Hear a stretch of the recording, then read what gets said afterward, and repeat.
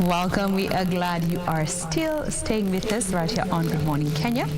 I'm Jane Boy. In case you are just joining us, karibu tena sana. We are glad that you have made time to be with us this morning. Remember, you can always talk to us. Let us know where you're watching us from. We'd love to know. So check in using the hashtag Good Morning Kenya on Twitter.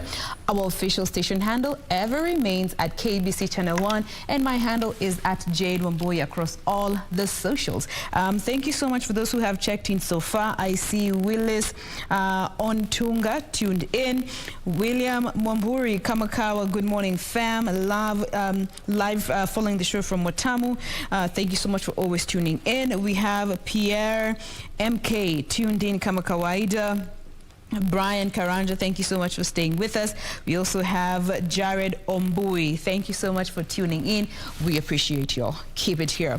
We want to continue with the day's discussion.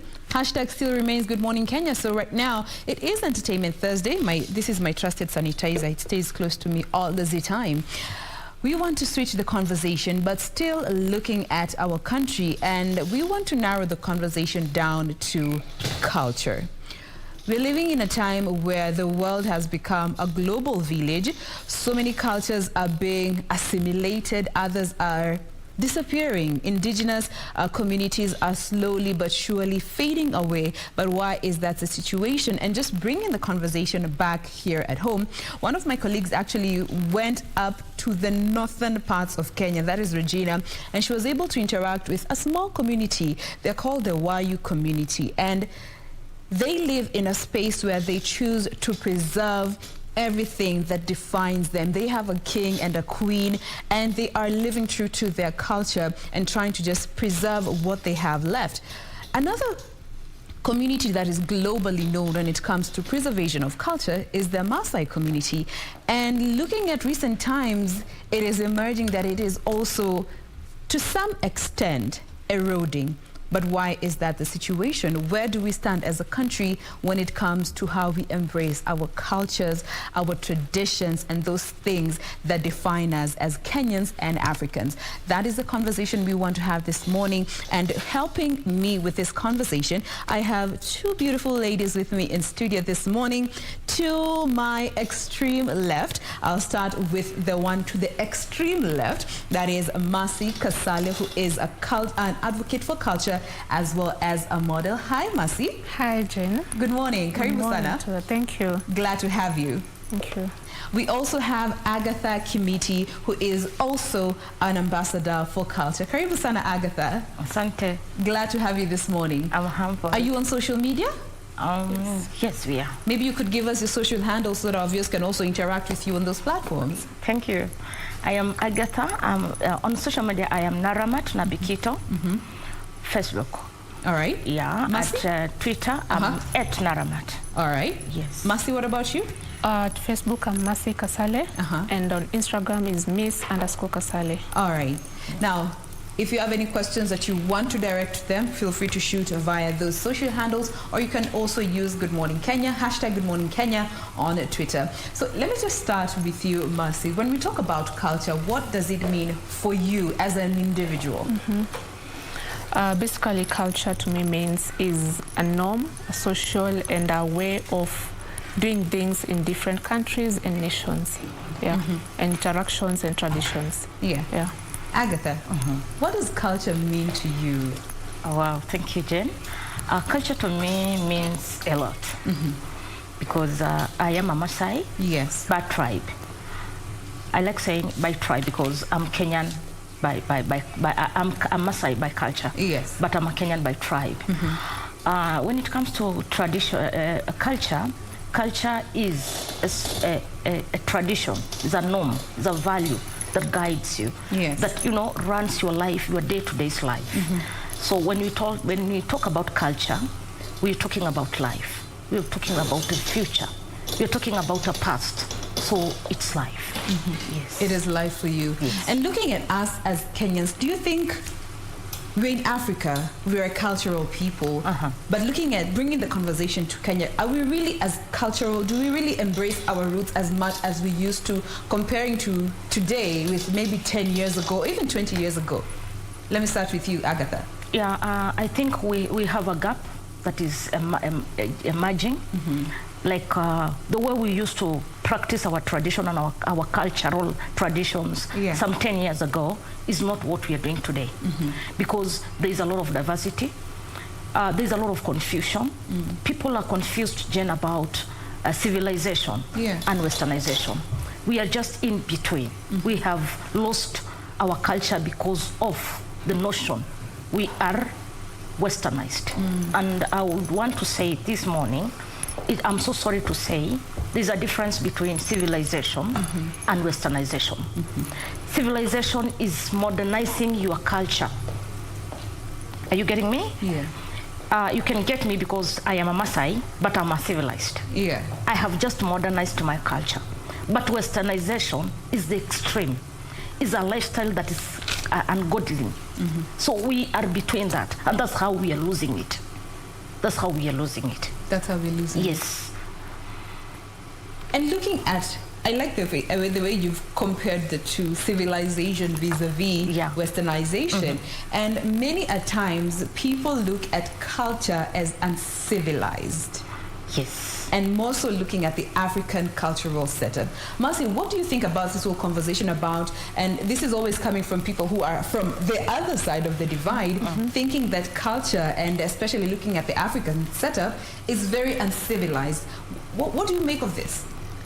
I'll say this, culture isn't uncivilized. People tend to see it as uncivilized, but and culture backward. And backward as well. But culture is one good thing if we only tend to stick to our lines and focus and know that culture is one good thing. I'll talk of my culture now. People used to think that Maasai are uncivilized, but as 10 years ago compared to now, there's a big gap and difference. Because technology has come in, education has come in even to our culture, and that has brought in the gap that people are even moving out or walking away from the culture and coming into this new technology and way of doing things. Yeah.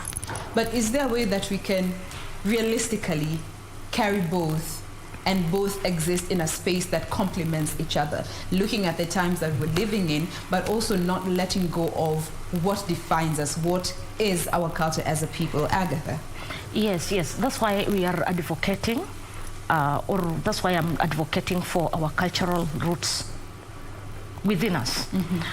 It's sad to know that a lot of people are, getting rid of the culture, but without their knowledge. They're not doing it intentionally. In good faith as well. Yes. But most of them are getting themselves, done with the culture. You know why? Like I'm coming from Kajiado. I'm a Maasai from Kajiado East, particularly just some few kilometers from Konza City. Everyone knows in Kenya and the worldwide Konza City, Techno City. So you get to know that a lot of people are, coming in, buying land, investing in huge chunks of land and in different source of economic programs. But you get to know that when these people fly away from Nairobi to our area, they come dressed on trousers, they come dressed on, tumbo cuts and that sort of dressing. And the next day, these girls of my community or these other people think this is a well-educated lady, so they want to embrace what they saw because they have been in the norm of the culture, so they think that this person is well civilized, not knowing that this person is coming for them. This person is coming for them.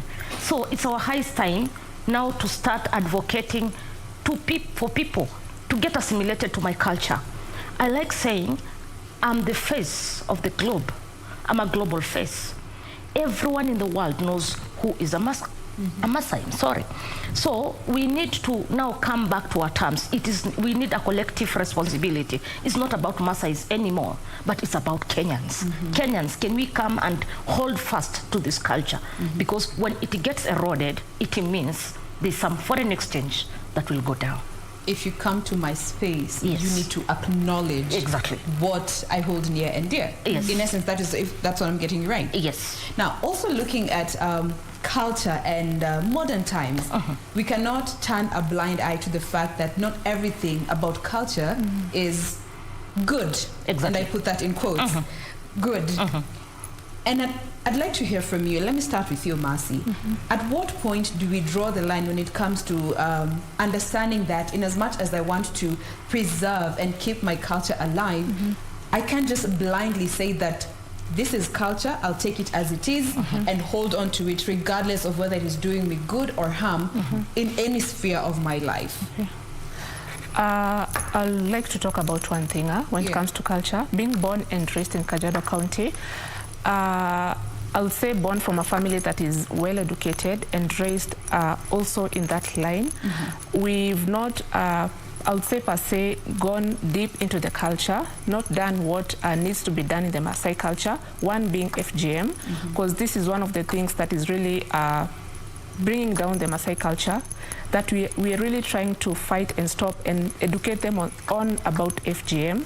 And when I talk about culture and I want to stick by culture, there are things that I would want to stick to when it comes to culture and things that I would not want to stick to when it comes to culture. And one being FGM and educating the young girl child and the importance of education, because 10 years or back in the days in the Maasai culture, education wasn't very important. It wasn't a priority? It wasn't even a priority. And women not given a chance in the society back in the days. But now, we want, as much as we want to stick to the culture, we also want to educate them on, or give them reasons or importance of a girl or a woman being a priority or being educated in the Maasai community. So as much as we want to stick in the, to the culture, we also give them advantages and disadvantages of being a Maasai and sticking to the culture of the Maasai. Absolutely. And I also want to hear from you, Agatha, in regards to this particular conversation, because many a times when we bring up the conversation about culture, most people will switch to the retrogressiveness, the retrogressive practices that are there in this day and time that could not be beneficial to a person. But when it comes to understanding that it's not a question of just taking it as it is without questioning or looking at what is good for you as a person. I just want to echo what my daughter Mercy has just said. We're not saying Maasai culture is fully good. We're saying this is a tree that we have been raised from, but we have to prune it. We have to prune it. Like I've been so much at the forefront talking about a girl child education. But today we are looking at it. The boy child is also at risk most currently, because it's like we have empowered a girl so much and we've left of the boy. At the expense of the boy. So now we want to stand at the gap of education. We don't want to specify a girl. You know, we want to say education. We want to say, let's prune this tree that we hold dear to the things that are not worthy at this 21st century. We are saying FGM is not something that's worth our time.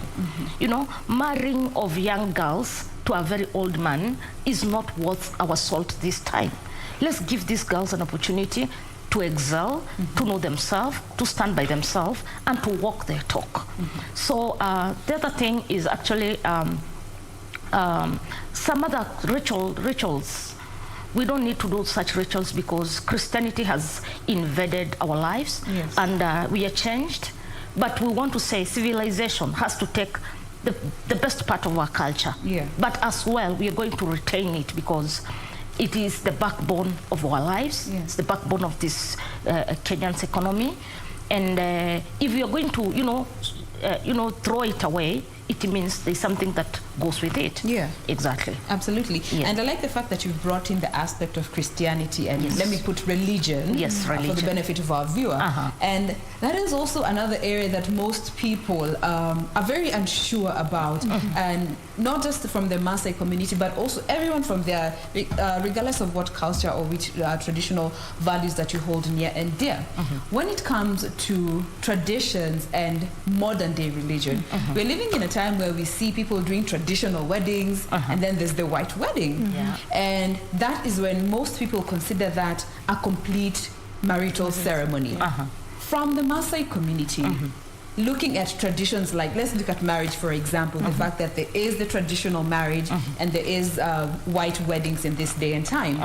how are you, or from what you have seen from your community, able to embrace this too, and especially when it comes to issues to do with intermarriages from different communities, people from different cultures and backgrounds? Let me start with you, Mercy. From what you have seen.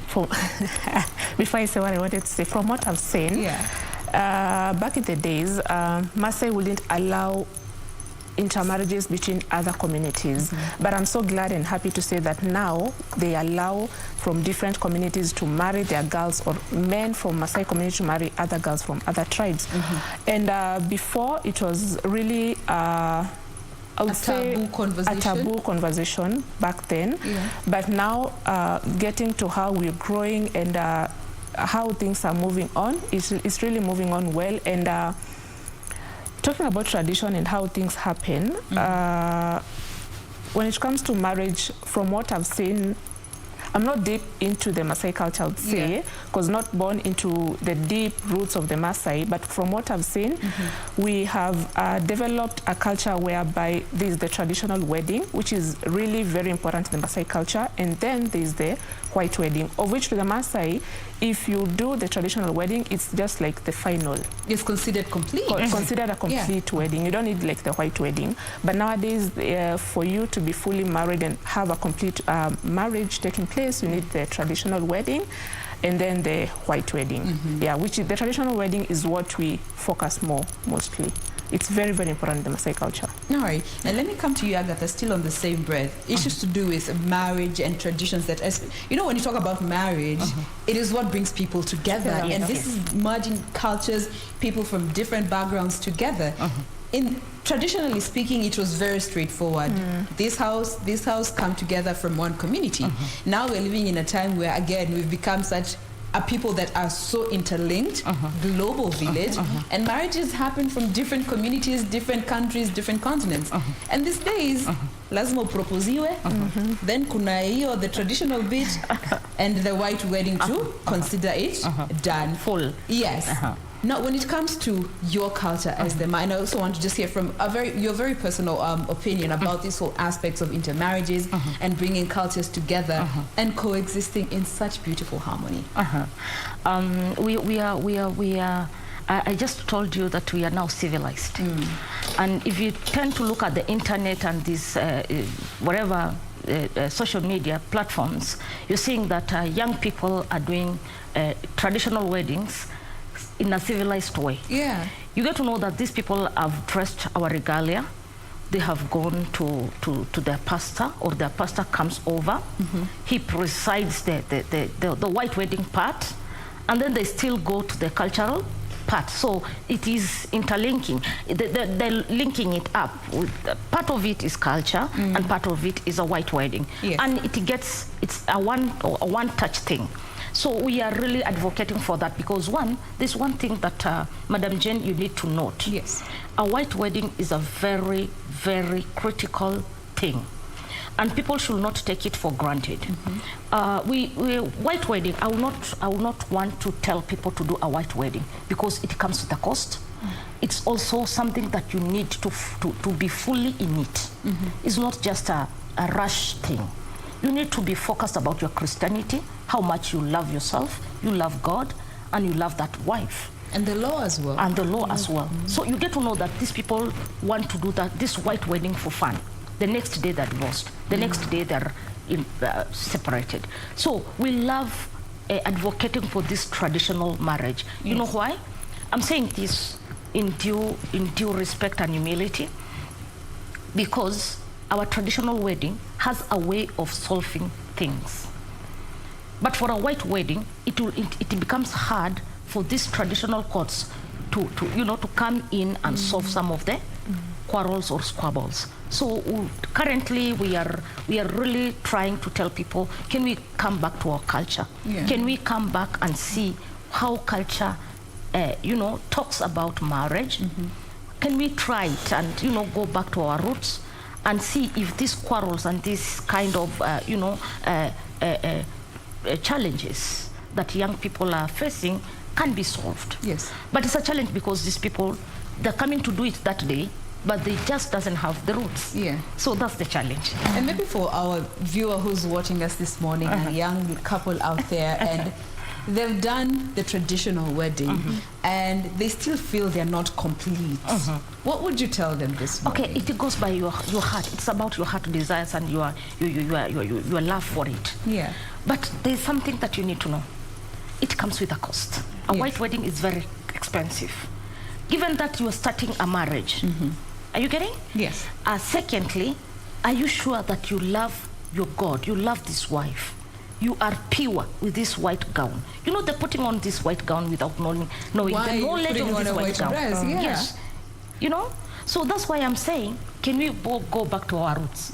Do our traditional marriages because we know ourselves. We know where we come from. However much, even in traditional weddings, they demand purity.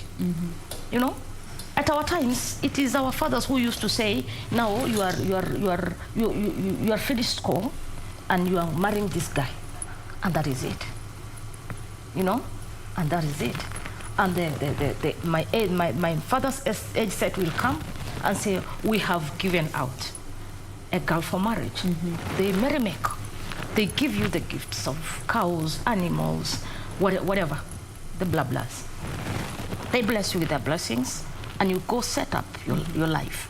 Are you getting? Unlike these marriages currently, that they do this traditional marriage, tomorrow they do a white wedding, they spend 3 million, and then after 2 months, 3 months, these people are broke, they're quarreling, they don't know what to do, and they're way apart. Yeah. Yeah.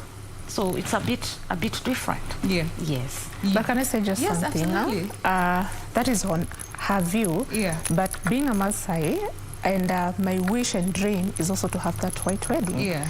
But it all depends with how you've been born and raised. If you're born in church and raised in church, you know the rules, you know the steps, and you know the reasons why you need that white wedding. Yes. So maybe that was back then, but now I believe and trust that our culture and communities differently, we all have reasons. We are not pure per se, but there's that way in which you're brought up to understand and get the reasons of why we need a white wedding.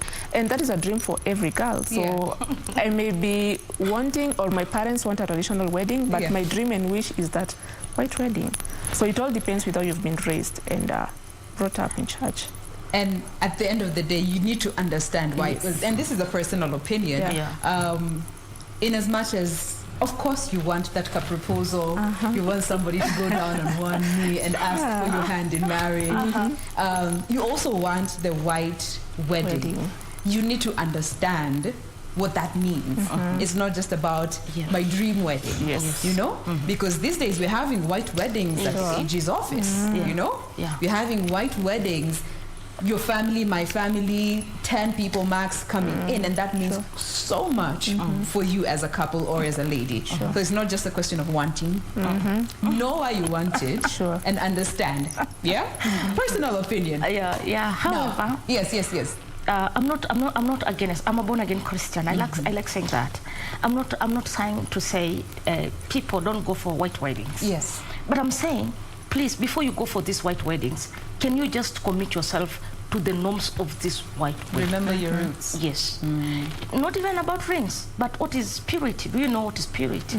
Do you know the cost of, have you paid the cost of having that white wedding?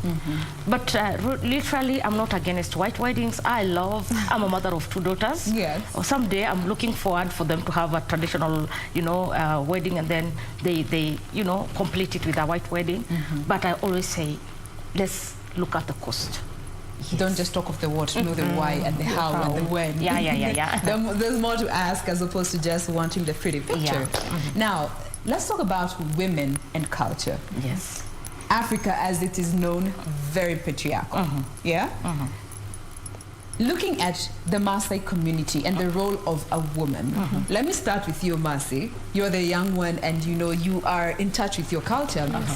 What have you seen about the role of women when it comes to having a say in this day and time, not just being seen but also being heard, compared to what you might have heard back then, now and back then, from your own personal experience and interactions? I'll say back then, women had no chance, or they were not a priority in the Maasai community or in the culture. All they were supposed to do is look after the husband, their family, after the cattle and milking and house chores. But that was back then. But I thank God, and I'm happy to say this, that nowadays they have a say, they have a chance, they're learned, they're working, they're having businesses, which is, and you come to see that even those men they were married to, the Maasai men, they appreciate them who they are, because now the women are the ones who are holding families. Women are the ones who are holding even our nation. And back then, you wouldn't hear a woman even say a word. If you wanted to say something, it was really hard. Sometimes maybe before, women were not even given a chance to express themselves and say whatever they need to say, or even give advices to their daughters or families, because elder men and their husbands were the ones who were given the priority and chance. They're the ones to decide and say what needs to be done in that home. Yes. But nowadays, I wouldn't say they're equal, but they have a chance and they have a say, and they speak even to the girls and even look after that family. Yeah. Agatha, Yes. coming to you still with the fact that women used to be spoken for back then, and that is culture. You could not question that. You found it, you stick to it, follow the rules. Looking at those times compared to now, what progress have we made when looking at the role of a woman? There's a great progress. I'm proud to say I am coming from Kajiado East, where women are leading. Yes. I'm proud to say Kajiado East is led by Honorable Peris Tobiko. She's a woman MP, Member of Parliament. We have Honorable Mary Senator as a nominated senator, but the last regime she was our women rep, Kajiado County. And we have Honorable Judy Pareno, now also a nominated senator in ODM. So we are a country, because we call ourselves a country of women. Yes. And we have really drawn strength from these three women, because now it has come clear that women have space. Women can make it. Women are also able. Women also can make a difference in the society. So currently, women have occupied space, but in humility. They're standing as women in that humility, leading. Not they're saying men now don't. Step aside. No. Men are at their position, but it is we women to make decisions, to guide, to be role models. So there's a great change, not like sometimes back. There was a lot of confusion, because probably men will sit down and make a ruling, but the same ruling is not worthy or has some dire effects. consequences for the women. Dire consequences for the women. Yeah. But we thank God, because slowly by slowly, women are knowing themselves. Women are standing for themselves. And women are proud of themselves. Yes. They're driving themselves. They're running business. Like me, I'm a businesswoman. And as much as I am a businesswoman, I'm also advocating for every woman to stand in the gap. Yes. Yes. Be counted. Yes, be counted. They say men may run the world, but women make it go round. Yeah, exactly. That's the way. That's the way. You never know. Yeah. Behind a great decision, Yes. lies a woman. Exactly. Now, there's always been this conversation between culture and the environment. And some people may struggle to see the relation, but I would like for you to speak from your personal culture when it comes to preserving the environment that also nurtures your culture. Let me start with you, Agatha. Have you been able to see that relationship between the environment, and this involves, what we see, the vegetation, our animals, our family, how we even build our homes in line with our culture, the environment, the relationship between our environment and culture preservation? Yeah, culture is about three things, my dear. Jane, culture is about three things. Tell us. Culture is about land. And if there isn't land, there isn't that vegetation. There isn't that forest. There isn't that animal that people fly away from the US and all over the country, all over the world to come and visit. Yeah. Are you getting me? So culture is entangled in land. Culture is in language. Culture is in artifacts. Are you getting me? So culture is a circle that is carrying everything. Is all round. Are you getting? So culture is the culture that makes Maasais to preserve water points, forests, animals, because they believe God gave them the responsibility. Yes. To take care of the water points. And that's why you get to know that there is no day a Maasai will just wake up in the morning, cut off all the trees, and achome maka. No, they feel they are disobeying God. Are you getting me? They feel they are not doing good to the culture. So the culture dictates that anything you have found is worth to live. Are you getting me? Yeah. It's sad to know that since we started having these land subdivisions and land selling, we are no more seeing the smallest animals, like birds, like gazelles, because there are people who see gazelles at our place and they see meat. Are you getting me? But ourselves as Maasais, when we see those small gazelles, we see God. We see wild beast, we see God. Like our culture, when we see wild beast, is a sign that there is rain. So when we see few of them running, we see God is coming to rain. So culture is so much attached to wildlife, to nature. So there is no culture if there is no nature. Right. Yeah. Now, I'm being told we're almost out of time, but let me come to you, Masi, as we draw this conversation to a close. And I'd like for you to speak to our young viewers who are watching us this morning, understanding that embracing and being true to your culture is not backward. And letting go of it does not make you any better than somebody who has held on dear, but is still accepting the times that we're living in. I'd like to say this, where I work, I'm told if someone looks at you, they can't tell if you're a Maasai or you're a Kyuk.